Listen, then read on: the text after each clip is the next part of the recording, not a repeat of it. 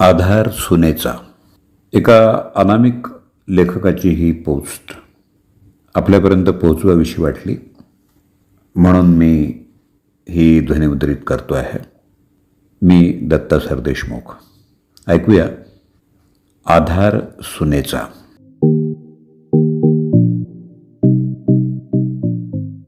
मी आणि माझी पत्नी दुपारी बसून चर्चा करत होतो.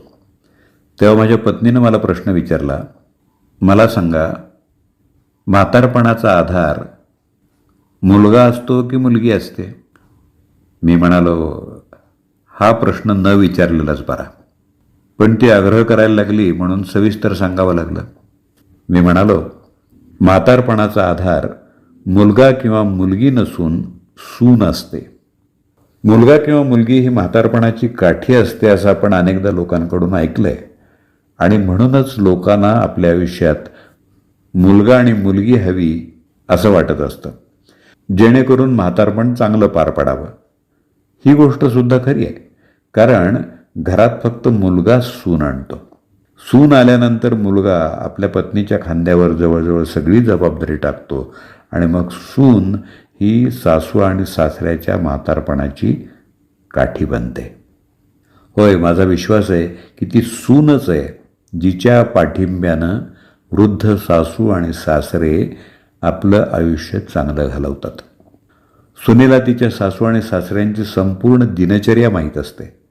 कधी आणि कोणता आणि किती चहा द्यायचा, नाश्त्याला काय द्यायचं, जेवण काय बनवायचं, कोणत्याही परिस्थितीत जेवण रात्री 9च्या आधी बनवायचं, सायंकाळी झोपताना दूध द्यायचं, पायाला तेल लावायला द्यायचं.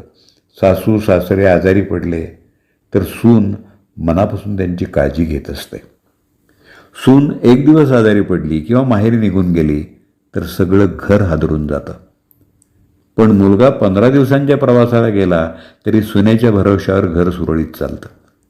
सून नसताना सासू सासरे यांना कोणीतरी आपली काठी हिसकावून घेतली आहे असं वाटतं. त्यांना दुसरं कोणीही विचारत नसतं. जावई आणि मुलगी फक्त पाहुणचार करू शकतात, कारण पाहुणचारात येणारे अनुभव वेगळे असतात. खरं म्हणजे सगळे स्वार्थाचे धनी असतात. सूनच खरी जबाबदारी पार पाडत असते, कारण मुलाकडे वेळ नसतो आणि मुलाला वेळ मिळाला तरी तो काहीच करू शकत नाही, कारण त्याला सकाळपासून रात्रीपर्यंत आईबाबांना काय द्यावं हेच कळत नाही. मुलगा फक्त आर्थिक जबाबदारी पार पाडू शकतो. मुलगा फक्त विचारतो, जसं आईबाबांनी जेवण केलं आहे का, चहा पिला आहे का, नाश्ता केला आहे का. पण ते काय खातात, कोणता चहा पितात हे शोधायचा प्रयत्न तो कधीच करत नाही. आणि ही जवळपास सगळ्या घरांची परिस्थिती आहे. सासूची मनापासून सेवा करणाऱ्या अशा सुनबाई मी अनेक पाहिल्या आहेत. अशा महिलांना मनापासून धन्यवाद देतो. सून हीच म्हातारपणाची खरी काठी आहे असं मी मानतो. हा, पण अजून एक गोष्ट खरी आहे की तुम्हालासुद्धा समज असायला हवी की सदैव माझा राजा बेटा, माझी राणी मुलगी हा जप सोडा. माझी चांगली सून हे सुद्धा आता अंतर्भूत करा. म्हणून आपल्या सुनेमध्ये फक्त दोष शोधू नका, तिच्या चांगल्या गुणांची प्रशंसा करा. सुनेचा त्याग आणि सेवा ओळखा.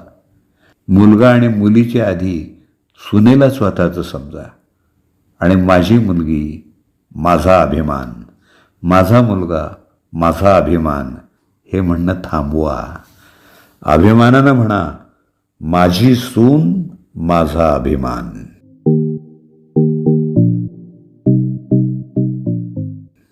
आधार सुनेचा या पोस्टचं वाचन आपण ऐकलं.